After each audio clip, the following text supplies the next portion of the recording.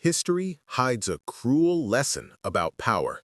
Many rulers did not fall because of enemies, but because of attachments.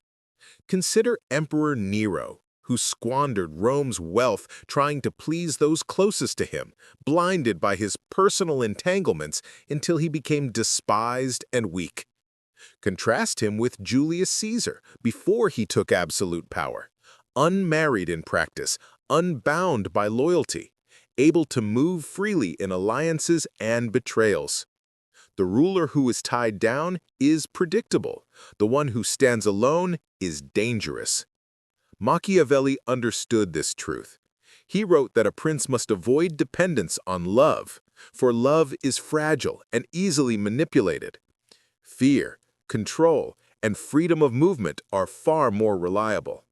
A man who attaches his fate to others hands over the keys to his own power.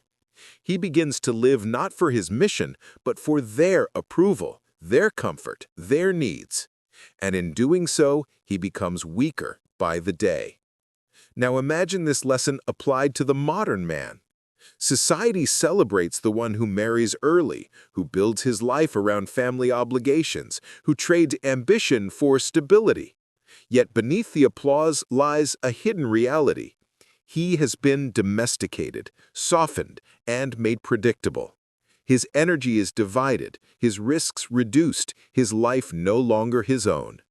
Meanwhile, the man who remains single, who belongs only to himself, becomes a force that society cannot easily control. His focus sharpens, his movements are faster, his choices are sovereign. He is not waiting for permission, nor asking for approval. He is dangerous precisely because he is free. And that is why men who stay single, like the untied rulers of the past, become unstoppable. Machiavelli warned that obligations are chains disguised as blessings. A man who marries, who builds a family, who ties himself to the constant demands of others, often believes he has secured love and loyalty. But in truth, he has surrendered freedom for responsibility. Every decision he makes is no longer his own. It is filtered through the expectations of wife, children, in-laws, and society at large. Attachments divide a man's focus. The ambitious man who once dreamed of empire now wakes in the middle of the night to cries of obligation. His energy, once directed like a spear, is scattered across endless duties.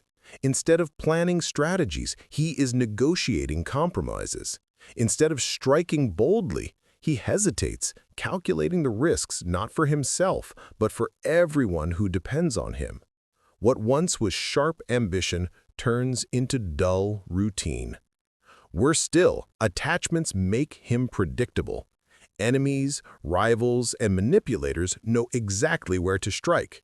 They don't need to attack him directly. They can pressure his family, his reputation, or his need to be loved. A man with attachments is vulnerable because his heart can be used against him. Machiavelli saw that rulers who bound themselves to others always paid the price. The prince who believed loyalty was eternal soon discovered betrayal. The husband who thought marriage secured devotion often found himself diminished, his authority undermined inside his own household. Attachments are not fortresses, they are openings for attack. The single man avoids this trap. He may still experience love, friendship, and connection, but he does not chain his destiny to them. He remains free to act, to move, to change course without hesitation. In strategy, unpredictability is power, and the man who is unattached, who owes no one his soul, is the most unpredictable of all. Machiavelli wrote with brutal clarity, "It is safer to be feared than loved." Love, he explained, is fickle. It depends on moods, emotions, and shifting affections. Fear, on the other hand, binds more reliably, not because it is noble, but because it is predictable. Applied to men, the lesson is clear.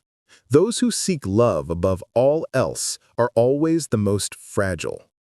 The man who builds his identity on loyalty and affection gives others a weapon to use against him. The moment that love fades, the moment loyalty shifts, he is broken.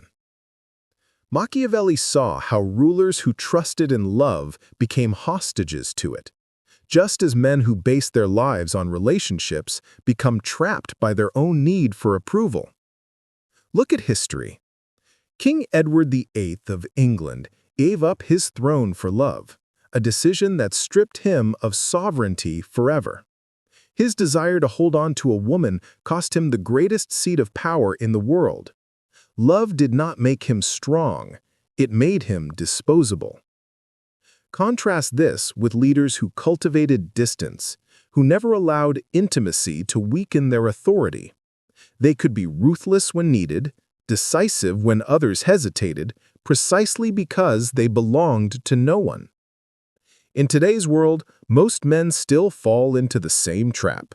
They seek to be loved by women, by friends, by coworkers, even by strangers online. They chase validation, hoping to be seen as good, kind, worthy. But every ounce of their need for approval becomes a string someone else can pull. And when those strings are pulled, their freedom disappears. Machiavelli's warning remains sharp. If you build your strength on love, you will be betrayed. If you build it on sovereignty, you cannot be moved. The man who is feared may not always be liked, but he will always remain free. Most men are not destroyed by their enemies. They are destroyed by their own hunger for comfort. The truth is uncomfortable.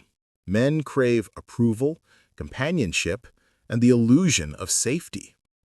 They convince themselves that marriage or attachment will give them stability, that surrendering their freedom will somehow protect them, but this is the first step toward weakness. A man who longs to be loved above all will make endless compromises. He will silence his ambitions so he doesn't appear too selfish. He will shrink his desires so they fit inside the boundaries of a family or partner who demands his constant attention. Over time, he forgets who he is. His fire burns low, smothered by obligations. He no longer acts as a sovereign individual. He becomes a servant, always asking permission to exist. Machiavelli would call this the great error of the weak. They trade power for peace, believing the two can coexist. But true power demands sacrifice, and the man who chooses comfort is already defeated. Look around. How many men waste their prime years trying to be the perfect husband, the perfect provider, only to discover that their loyalty earns them no respect.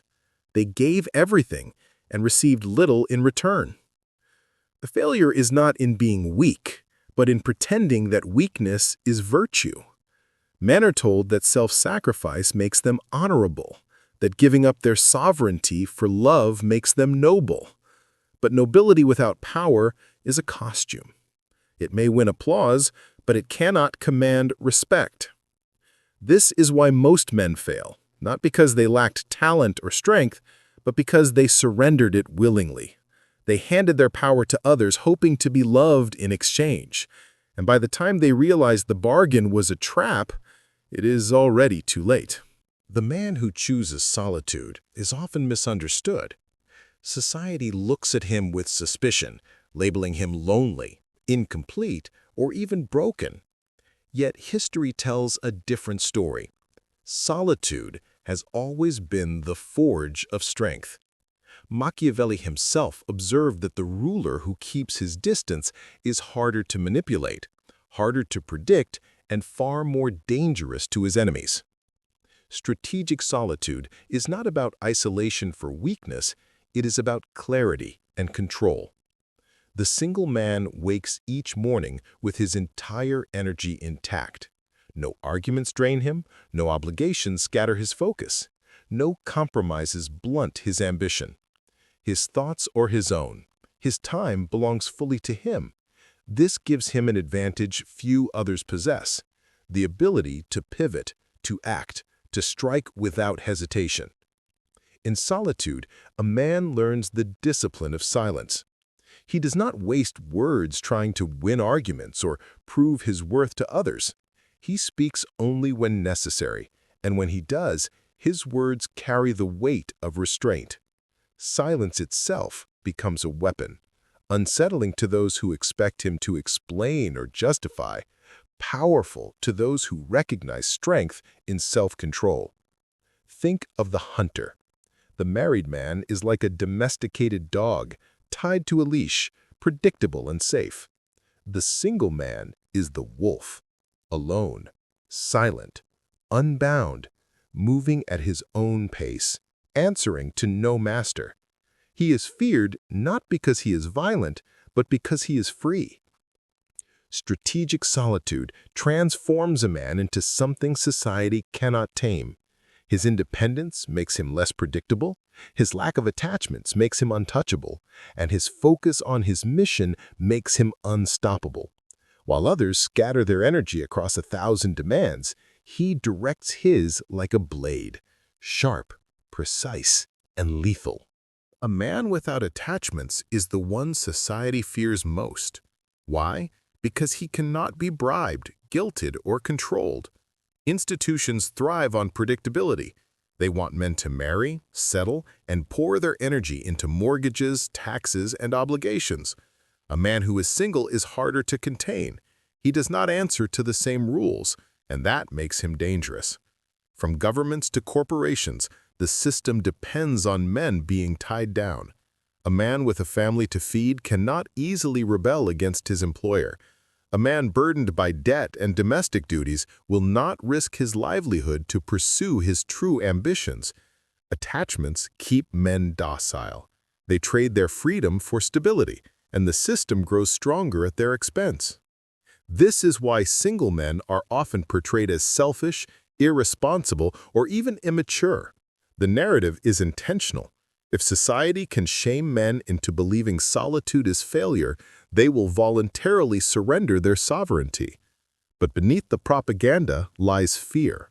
A man who belongs only to himself cannot be manipulated with the same ease. He can walk away, pivot, and build something entirely his own. History confirms this fear. Monks, samurai, and philosophers who rejected family obligations were often the most influential. Their detachment made them immune to corruption. Their solitude turned them into symbols of unbreakable will. Even today, single men who channel their energy into mastery, wealth, or influence rise quickly, precisely because nothing holds them back. Society does not fear the man who is tied down. It fears the man who owes nothing. For that man, every choice is strategic, every move is deliberate, and every ounce of energy is directed toward his mission. That is why institutions quietly work to shame him. Because once enough men realize their power in solitude, the entire system begins to tremble. Across history, the most formidable men were those who refused to be tied down. Alexander the Great, though surrounded by companions and lovers, never allowed attachment to dictate his conquests.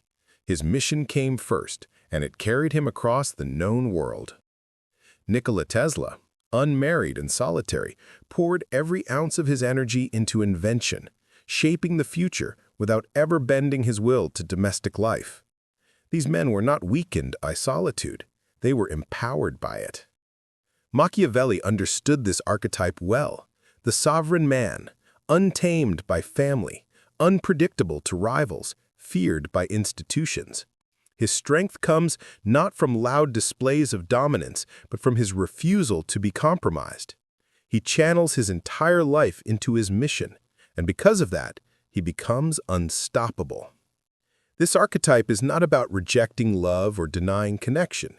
It is about sovereignty, the refusal to let one's destiny be dictated by anyone else. The unstoppable man may still form bonds, but he never lets those bonds become chains. His loyalty is to his vision, his power, his strategy.